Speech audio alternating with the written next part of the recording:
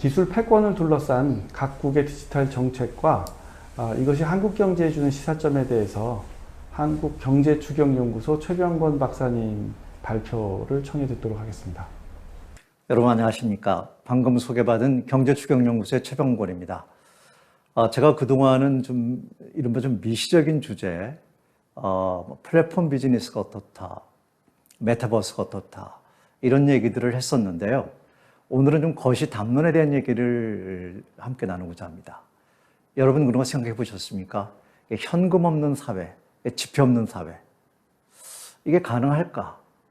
또는 중국의 위안화가 세계 기축통화 패권에 도전하는 거, 달러와 싸운다는 게 과연 가능할까?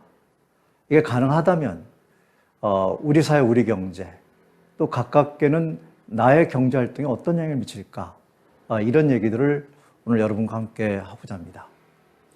그래서 제가 주로 다뤄볼 것은 미국, 독일, 일본, 중국의 디지털 전환 전략, 거버넌스의 이 디지털 팔러스에 대해서 좀 설명드리면서 지표 없는 경제와 세계 기축통화 패권에 대해서 좀 말씀을 드리고자 합니다. 최근에 이제 화폐 금융시장이 큰 변화를 보이는데요. 우리가 보통 삼권 분립 이렇게 하죠. 입법, 사법, 행정. 그런 것처럼 이제 경제를 얘기할 때는 이권 분립이라 합니다. 다시 말하면 시장 경제와 정부 경제, 민간 경제와 정부 경제가 납니다. 시장 경제라는 건 시장이 여러 개 있다, 여러 개 구성된 경제라는 거죠. 그 중에서 이제 실물 시장, 이 화폐 금융 시장, 주식, 채권 등 자본 시장, 외환 시장 이런 시장이 있습니다. 각 시장의 특징들이 있는데, 특별히 화폐 금융 시장이 좀 상대적으로 보수적이다 이렇게 얘기합니다. 그 말은 무슨 얘기냐면 화폐 금융 시장은 안정성을 매우 중시하기 때문에 어떤 기술을 하나 도입하더라도 받아들이더라도 이미 다른 시장에서 특히 실물 시장에서 그 유효성이라든가 제반 검토가 다 마무리되고 마지막에 화폐 금융 시장에 도입이 된다 이런 얘기입니다. 우리가 지금 많이 논의하고 있는 디지털 전환, 이 기술도 이미 실물 시장에서 충분한 검토가 가깝게는 2010년부터 진행이 돼서 유효성 또는 안정성, 어떤 고객에 대한 편리성 등이 검증이 마무리가 돼서 화폐 금융 시장에 도입이 됐다는 얘기입니다. 예를 들어서 AI라든가 클라우드라든가 사이버 보안이라든가 IoT라든가 빅데이터 5G라든가 블록체인과 어떤 분산 원장 기술 같은 것들은 비록 상업화는 더딜지 모르지만 이 기술에 대한 여러 가지 그 유효성은 검증이 다 끝났다. 그래서 심지어 이런 기술들이 일반화되고 있다. 일반적 기술로 되고 있다. 이렇게 말씀드리겠습니다. 그래서 디지털 전환이 화폐 금융시장에 도입이 돼서 새로운 예금이 나오고 새로운 대출 상품이 나오고 또 금융이 플랫폼 비즈니스화되고 또 금융 시스템이 개편되고 있습니다. 그런데 최근에 이 코로나 와중에 이 디지털 전환을 받아들인 화폐 금융 시장은 기존의 금융 질서를 넘어서 글로벌 시장의 어떤 재편 또는 패권 이런 경쟁에 이르기까지 다다랐다 말씀입니다. 그래서 예를 들어서 한국의 선도은행, 리딩뱅킹 이렇게 말씀드리면 국민은행, 신한은행 이런 은행 등을 말씀드립니다. 여기에 계시는 CEO 등 전략가에게 귀사의 경쟁사가 어디입니까? 이렇게 물어보면 이분들은 서슴없이 기존 다른 은행을 말씀드리는 게 아니고 카카오뱅크다 또는 스타벅스다 이렇게 얘기합니다. 이건 바로 금융 질서가 개편됐다는 거죠. 근데 이거는 국내 로컬 금융 질서뿐만 아니라 글로벌 질서까지 개편하고 있죠. 그래서 그런 시장을 보는데 대략 두 가지 관점에서 보고자 합니다. 하나는 이제 이 코로나19 대응 과정에서 세계 각국이 이 지폐를 남발했습니다. 지폐 가치가 굉장히 크게 하락하는, 특히 후진국일수록 더 크게 하락하는 이런 화폐 금융 시장의 불안정성이 보여지고 있습니다. 이에 따라서 시장 참여자들이 이 지폐를 좀 크게 보면 화폐를 다른 어떤 자산으로 대체하려는 노력이 가시화되고 있는데 그 다른 자산 중에 하나가 디지털 자산입니다. 최근에 금 가격 변동을 보면 코로나 와중에 금 가격의 변동이 그렇게 크게 상승하지 않았습니다. 이 말은 사람들이 금 대신에 아마도 디지털 자산에 대한 수요가 있기 때문에 늘어나고 있기 때문에 그런 현상이 일어나는 거 아닌가 이렇게 봅니다. 그러면 이렇게 화폐를 디지털 자산으로 대체되면서 어떤 현상들이 가시화되고 있냐면 다름 아닌 지표 없는 사회로의 이행 현상이 드러나고 있습니다. 그래서 코로나 와중에 화폐 금융시장에서 이 캐시리스 소사이티가 가능한 거 아닌가 하는 이런 생각들을 전략가들이 갖게 됐습니다. 또 하나는 오래된 얘기입니다만 브레튼 우드 이런 협정 등이 체제가 붕괴되거나 와해되면서 이제 이렇게 잔해만 남았는데 이 말은 뭐냐면 세계 기축통화 질서에 어떤 틈바구니가 있다는 거죠. 이 틈바구니에 끼어들고자 일본도 노력하고 여러 나라가 노력을 했습니다. 근데 최근에는 중국의 위안화가 그 노력을 각별히 더 드리고 있습니다. 따라서 코로나 와중에 이 디지털 전환이 화폐 금융시장에 영향을 미치면서 세계 기축통화 패권을 둘러싼 미중 간 또는 그 연합국 간의 싸움의 서곡이 열린 거 아닌가 이런 화두를 던져보게 됩니다. 그래서 제가 오늘은 미국, 독일, 일본, 중국의 이 디지털 전환 전략을 기축통화의 어떤 패권 경쟁과 지표 없는 사회로의 이행의 관점에서 크게 실물 시장하고 또 화폐 금융 시장으로 나눠가지고 이렇게 개괄적으로 좀 거시 담론적인 얘기를 나누고자 합니다. 우리가 지표 없는 경제라는 건 아예 돈이 없다 이런 얘기는 아니고요. 이 화폐에 대해서 가장 부정적인 견해를 보이는 그룹들은 이제 칼 막스 등 경제학자들입니다. 이들은 화폐가 보유 편익은 얼마 없으면서 화폐를 갖고 있는 편익이 별로 없으면서 화폐 보유에 따른 비용은 어마무시하게 많다. 예를 들어서 그 중에 하나가 불평등 뭐 이랬습니다. 또 저희들이 시장경제권에 있는 연구자들은 화폐 이 비용으로서 인플레이션 실업 이런 투기적 비용, 감독 비용, 정책적 비용 이런 비용 등을 들고 있습니다. 따라서 여기서 말하는 지표 없는 경제라는 것은 이런 화폐 보유의 어떤 편익을 좀 높이고 화폐 보유의 어떤 비용들을 줄이면서 지표 없는 그런 지폐를 디지털 자산 등으로 대체하는 그런 경제를 말씀드리겠습니다. 기축통화는 간단히 말씀드리면 중국 위안화의 도전 이렇게 말씀을 드리겠습니다. 말씀드린 것처럼 디지털 전환이라는 것이 2010년도 불과 한 3년 전만 해도 새로운 기술이었는데 지금은 일반화됐다 이 말이죠.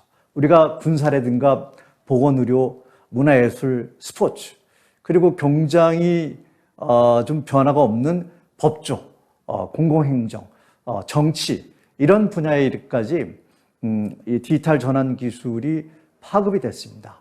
그런 여러 분야에서 쓰여진 디지털 전환 기술들이 검증을 마치고 화폐 금융시장에 들어갔고 이런 화폐 금융시장에 도입이 된 후에 지금 로컬 경제와 글로벌 경제 간의 상호 교류가 확산되면서 세계 경제의 제 섹터가 이렇게 발전하고 전체적으로 보면 세계 경제가 새로운 어떤 도약, 발전으로 나가고 있다. 이렇게 말씀드리겠습니다. 그래서 이제 아까 말씀드린 것처럼 미국과 이 독일 그리고 중국, 일본 순서로 이 디지털 전환 전략의 내용을 보면서 실물 시장과 금융시장 나눠 보면서 저희가 화두로 제기했던 지표 없는 사회와 글로벌 패권, 기축통화 패권 경쟁에 대한 얘기를 좀 드리고 싶습니다. 미국의 그 디지털 전략을 보면 2014년에 미국이 Manufacturing USA라고 하는 국가 전략을 발표합니다. 이것은 미국의 디지털 전환의 전체적인 내용을 담고 방향을 제시한 그런 전략입니다. 기본적으로 미국은 시장에 대한 신뢰, 시장은 아름답다고 하는 그런 견해에 따라서 정부가 시장에 개입하는 그런 역할을 최소화하고 시장 주변의 인프라를 구축하는 역할에 역점을 뒀습니다. 실제로 코로나 이전에는 국가제조 혁신 네트워크를 만든다든가 또는 이제 브레인 이니셔티브 또는 AI 이니셔티브를 통해서 AI 관련된 원천 기술을 확보하는 그런 인프라적인 역할을 했습니다. 그런데 코로나19가 터지면서, 19가 터지면서 이제 미국의 상황이 굉장히 많이 바뀌었죠. 흔하게 말하는 이제 재정금융 중심의 어떤 케인지안의 이런 정책을 넘어서 미국에서는 좀 생소한 기술 정책, 산업 정책을 적극적으로 추진하는 그런 정책적 개입을 정부가 하고 있습니다. 이른바 슌페테리안적인 정책 전환이죠. 이에 따라서 바이든 정부가 들어서면서 친환경, 미래차, 재생에너지 이런 것들에 대한 개입이 적극화되고 있습니다. 그래서 미국은 바이든 정부에서 아메리칸 잡스 플랜에 따라서 미국 전역에 500개의 대형 프로젝트를 선정해 가고 있는 거죠. 그래서 우측의 동부로부터 좌측의 서부, 밑에 남부, 위에 북부에 이르기까지 미국 전역을 다시 바꾸는, 미국을 개조하는 그런 아메리칸 잡스 플랜을 세웠던 거죠. 그에 따른 이제 재원 조달도 메이드 인 아메리카 텍스 플랜에 따라서 이 법인세 인상이라든가 부자 증세 등을 통해 가지고 재원 조달 계획도 구체화했습니다. 이런 법들에 근거해서 주목할 것은 미국 혁신경제법이라 할까요? 이것이 아직 미국 의회를 완전히 통과한 건 아닙니다만 이런 법을 이렇게 발효해서 말씀드린 메이드 인 아메리카 텍스 플랜이라든가 앞에 말씀드린 아메리칸 잡스 플랜을 뒷받침해주고 있습니다. 자, 그러면 이제 미국의 그 화폐금융시장을 보면 이 화폐금융시장에서 가장 중요한 변화는 중앙은행의 디지털 전환입니다. 중앙은행이 디지털 트랜스포메이션을 받아들여서 뭐를 하냐면 이른바 중앙은행 그 나라의 법화, 그러니까 디지털 법화를 발행할 그런 준비와 일정을 현재 미국은 조율하고 있다. 우린 그것을 Central Bank, 디지털 커런시 이렇게 말씀하는데 이 CBDC라고 하는 것이 1.0, 2.0, 3.0입니다. 이렇게 이런 수준인데 그중에 최고 수준이 3.0이죠. 이 CBDC 3.0 발행을 위한 일정을 지금 미 연준이 조율하고 있다. 다시 이런 것을 서두르는 이유가 여러 가지 있습니다만 그중에 하나가 중국이 2022년 2월에 열리는 베이징 동계올림픽 때 디지털 위안화 CBDC 3.0 발행을 전면적으로 실시할 계획을 세우고 있는데요. 일종의 경쟁이 되고 있습니다. 이 디지털 법화에 대해서. 그래서 미국도 미국 CBDC 달러가 이 발행을 지금 가시하고 있다. 이렇게 말씀합니다. 그러면 이런 디지털 위안화의 그 전면적인 실시라는 것이 뭘 의미할 수 있느냐? 하나는 이제 말씀드린 것처럼 세계 기축통화 패권 경쟁이 이제 위안화를 중심으로 일어나고 있는 거 아닌가? 이렇게 하나인 거고요. 중앙은행이 디지털 전환에 따른 디지털 법화를 발행함으로써 지표 없는 사회, 이게 제가 공부할 때는 이 지표 없는 사회라는 거는 실현이 어렵다. 좀 심하게 얘기하면 실현이 불가능한, 그야말로 세오레티컬한 그런 얘기다 이렇게 했었습니다. 그런데 마침내 지표 없는 사회가 이것이 머지않아서 구현되는 거 아닌가라고 하는 그런 생각을 갖게 했습니다. 그래서 미국의 이런 디지털 전환이 이제 촉진된 것은 이른바 핀테크의 등장입니다. 2019년에 미국이 핀테크에 관한 법률을 만들어서 인터넷 전문은행이 설립이 됐고 지금 2021년에 이 알리뱅크라든가 디스커버드 뱅크가 이미 대형 인터넷 전문은행으로 발전했습니다. 주목할 만한 것은 2017년에 이미 그 미국은 이제 한국과 좀 달라서 주법에 적용을 받는 은행이 있고 연방법에 적용을 받는 은행이 있는데 연방법에 적용을 받는 은행을 특별 목적 국법은행이라 합니다. 이 특별 목적 국법은행으로서 인터넷 뱅킹이 전문은행이 인가를 받게 되는 그런 일이 일어납니다. 그래서 그 결과 OCC, 미국의 통화감독청이라 얘기할까요? OCC는 이제 트러스트 뱅크 등을 특별 목적 인터넷 전문은행으로 인가하게 됩니다. 그래서 이제 화폐금융시장에서 핀테크의 발전이 이미 크게 진전이 됐고요.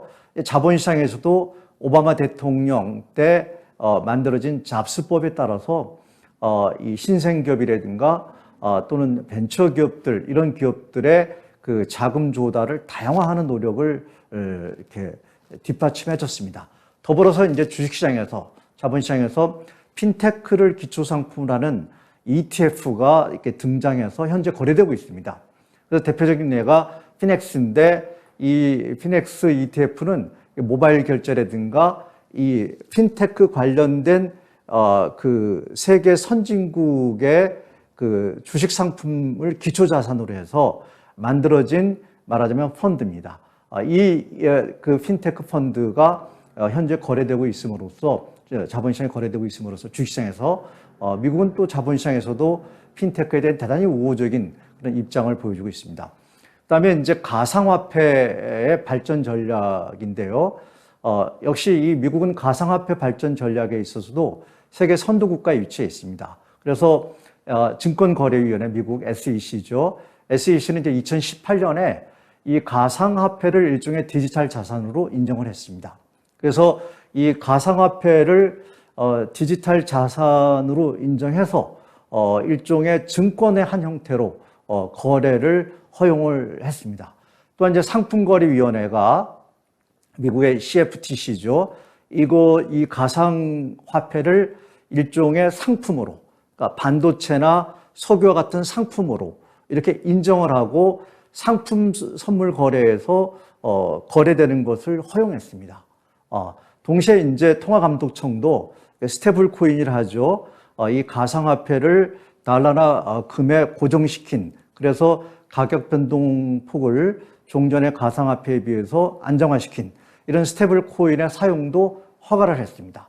그래서 미국은 이렇게 증권시장이나 상품시장이나 또는 화폐시장에서 가상화폐를 전면적으로 인허가해 줌으로써 다른 나라에서는 따라올 수 없는 그런 세계 선두국가의 위치를 확보해 나가고 있습니다.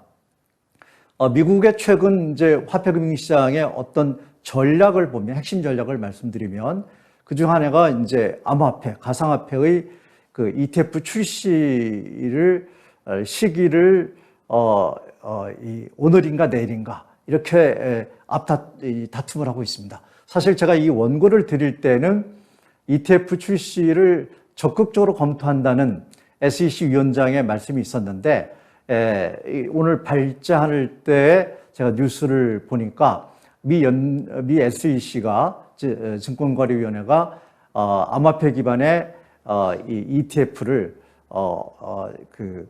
승인했다, 이런 뉴스를 들었습니다. 심지어 선물 ETF도 승인을 했고 또 어떤 업체는 현물 ETF 출시도 위해서 노력한다는 보도도 들었습니다. 또 한 가지는 지금까지는 미 연준 결제 시스템은 주로 은행 등이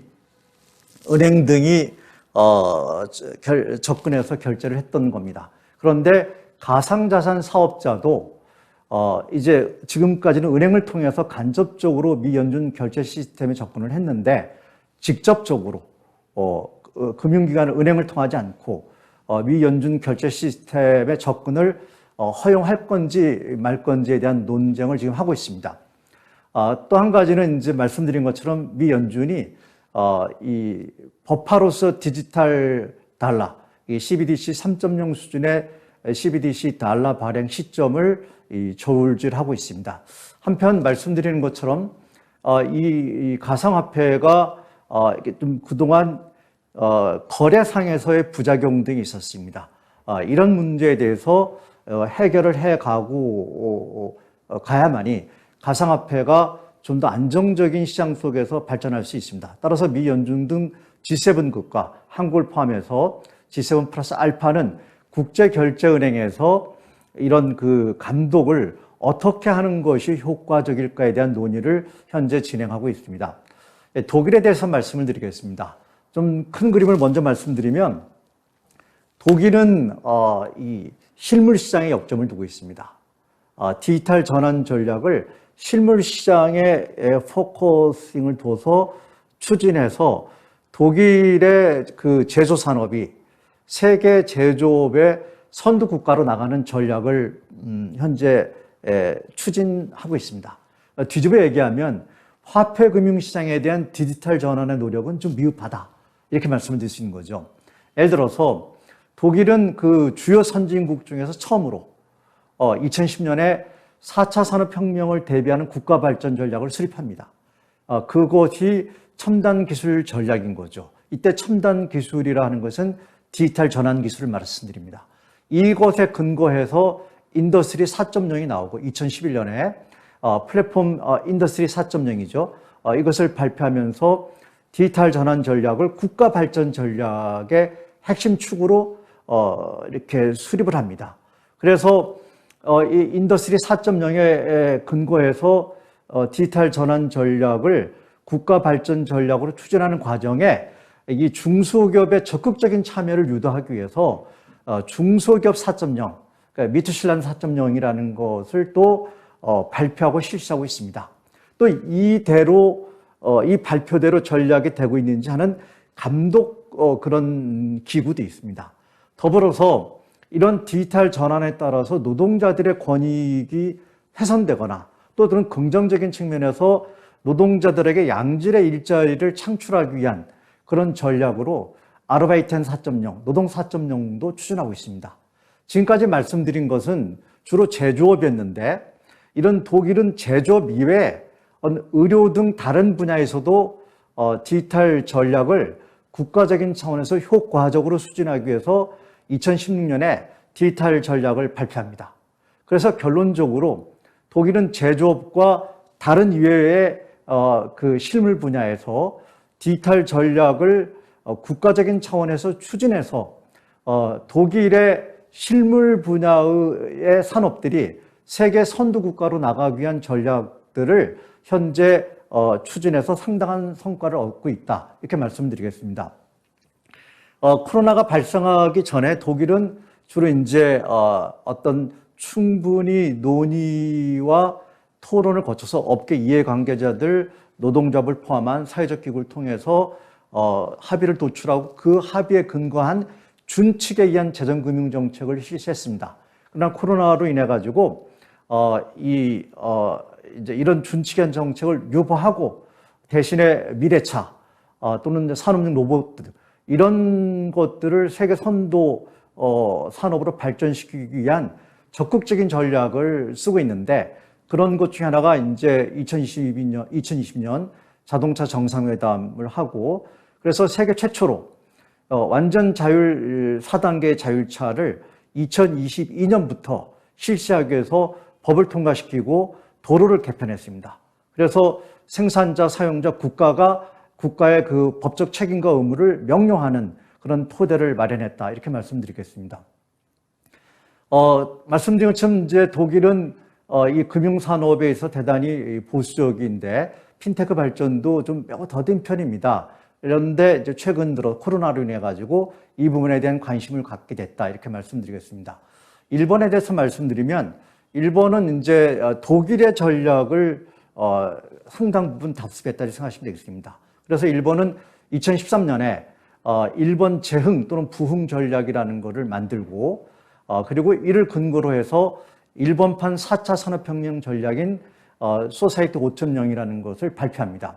이 전략은 뭐냐면 일본의 영화로웠던 시절 그것을 다시 한번 잊어버린 30년을 극복하고 실현해보고자 하는 전략입니다. 이래서 이제 로봇 신전략도 발표하고 신산업 구조 비전도 이렇게 제시합니다.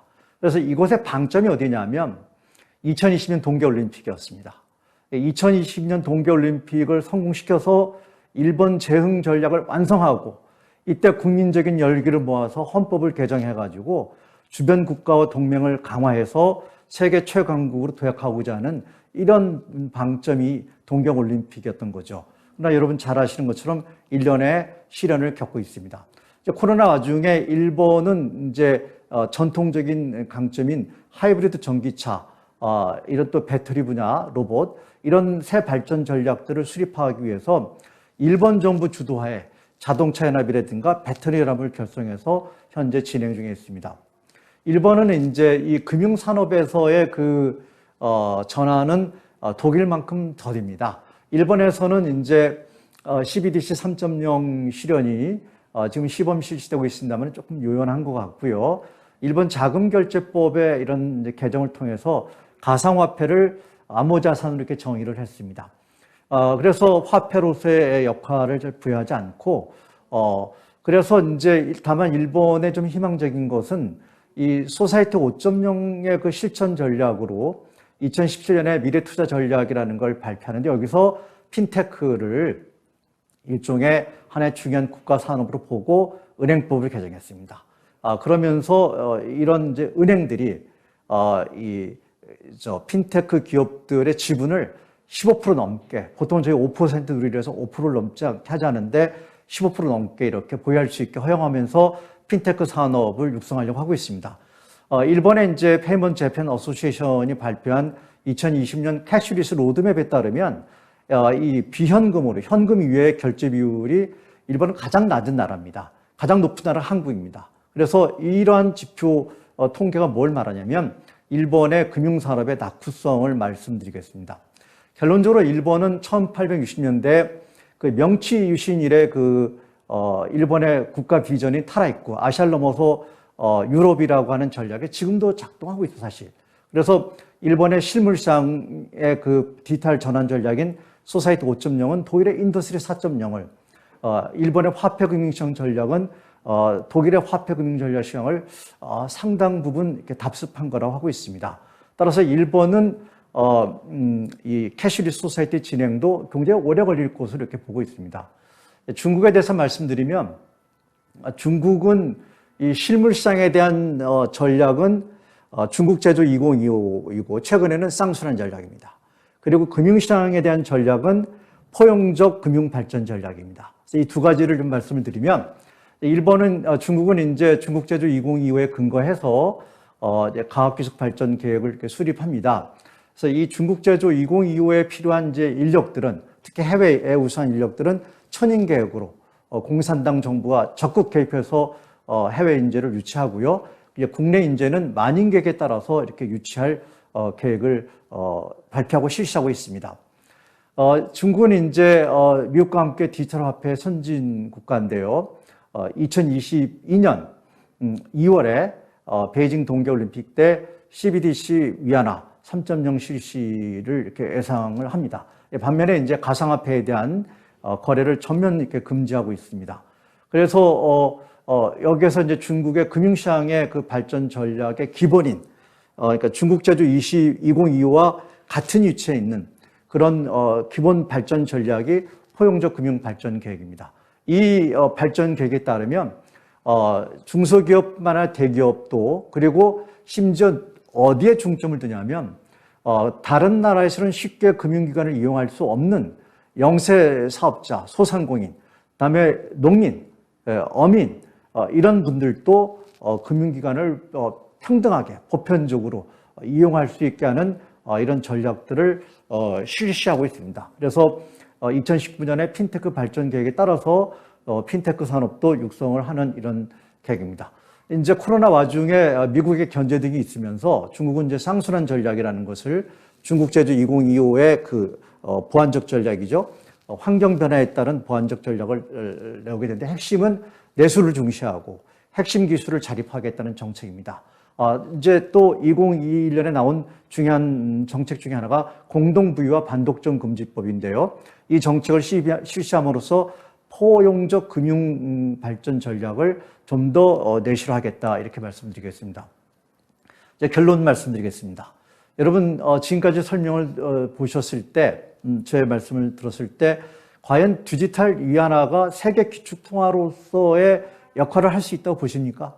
그래서 제가 이 답변을 위해서 두 가지 자료를 좀 드리고 여러분의 답변을 구하겠습니다. 하나는 미국의 1인당 소득 대비 중국은 어디까지 왔나? 중국의 1인당 소득은 얼마나 차지하는가? 중국의 1인당 소득은 미국 대비 한 27% 정도, 2021년 IMF 자료를 근거했을 때의 수지입니다. 그다음에 중국의 경제 규모는 2020년부터 꾸준하게 발전해온 건 사실입니다. 그렇지만 미국을 100으로 봤을 때 2021년에 중국의 GDP는 세계 전체에 차는 GDP, 미국 대비 중국의 GDP는 13% 수준입니다. 적어도 이런 지표가 미국을 넘어섰을 때, 이 중국의 위안화가 기축통화로서 어떤 얘기를 해볼 수 있지 않을까. 저는 이렇게 생각합니다. 그러면 이제 지표 없는 사회는 가능할까? 결론부터 말씀드리면 충분히 가능하다. 특히 한국, 우리나라는 가능하다. 그래서 나라마다 편차는 있지만 점진적인 디지털 화폐는 지폐를 대체하면서 발전할 것이고, 종국에는 디지털 법정화폐와 디지털 민간자산이 공존하는 그런 경제로 나갈 것이다. 이렇게 말씀드리겠습니다. 우리 경제에 주는 시사점은 참 너무나 많습니다만 딱 한 가지만 말씀드리겠습니다. 그건 뭐냐면, 우리가 기본적으로 한국, 독일, 일본으로 하는 이 발전 전략의 이 궤도에 있습니다. 그래서 한국이나 일본이나 독일은 제조는 강하고, 이 3국이 다른 미국 대비 또는 선진국 대비 금융은 좀 후진적입니다. 예를 들어서 독일은 유럽연합에서 가장 강력한 국가임에도 불구하고 금융 패권은 영국 런던에 프랑크푸르트에 있지만 최근에는 네덜란드 암스테르담이 뺏기고 있습니다. 일본은 아시아의 경제를 65% 넘게 지배하고 있지만 아시아의 이 화폐 경쟁의 중심은 동경이 아닙니다. 잘 알다시피 홍콩이었고 최근엔 싱가포르로 축 이전해 버렸습니다. 그래서 한 나라가 건강하게 발전하려면 실물과 금융시장이 균형 있게 발전해야 되는데, 한국이 이렇게 되기 위해서는 한국, 독일, 일본으로 이어지는 이런 그 발전 전략의 궤도에서 탈퇴해야 된다.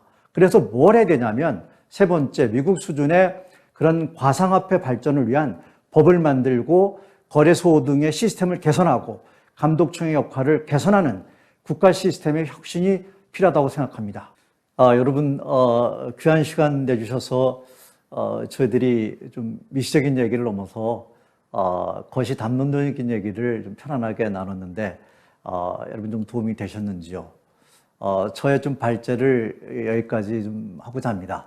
혹시 좀 궁금한 점들이 있다면 연락을 주시면 답변을 드리도록 하겠습니다. 감사합니다. 예, 감사합니다. 기축통화를 둘러싼 각국의 디지털 정책과 한국 경제에 대한 시사점에 대해서 최병건 박사님의 발표를 잘 들었습니다. 세부 주제이기도 한 그 화폐 패권에 대해서 중국의 위안화가 미국의 달러를 능가하는 위상을 확보할 수 있는지에 대해서 우리 최병건 박사님의 견해를 청해 듣도록 하겠습니다. 네, 질문 감사합니다.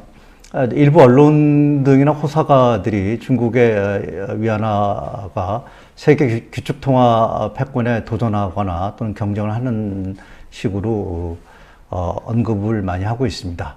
2022년 2월 베이징 동계올림픽이 열리는데요. 이런 올림픽이 한 10번 정도 열린다면 그런 논의가 좀 진정성을 가질 거라고 봅니다.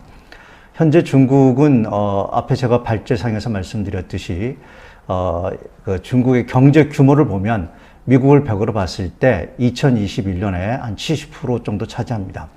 2000년도부터 지속적으로 중국이 발전해 온 건 사실이나 아직도 기축통화를 논의하기에는 경제 규모가 중국의 경제 규모가 그렇게 크지 않은 상태입니다. 더불어서 1인당 GDP를 미국과 비교해 보면 20여 %에 불과합니다. 그래서 이런 여러 가지 수치들과 다른 제반 사항들을 고려했을 때 아직은 이제 중국의 디지털 위안화가 세계 기축통화로 참여하는 것은 좀 시기상조다 이렇게 말씀드리겠습니다. 그러면 중국이 목표로 하는 것이 무엇인가에 대해서 두 가지로 말씀드릴 수 있는데요. 하나는 중국의 금융혁신 이렇게 말씀드릴 수 있고요. 또 다른 하나는 이미 세계 기축통화에 참여한 엔화라든가 유로화에 대한 이들과의 경쟁의 어떤 모멘텀을 찾고자 하는 노력이 아닌가 이렇게 평가하고 싶습니다. 감사합니다. 예, 감사합니다.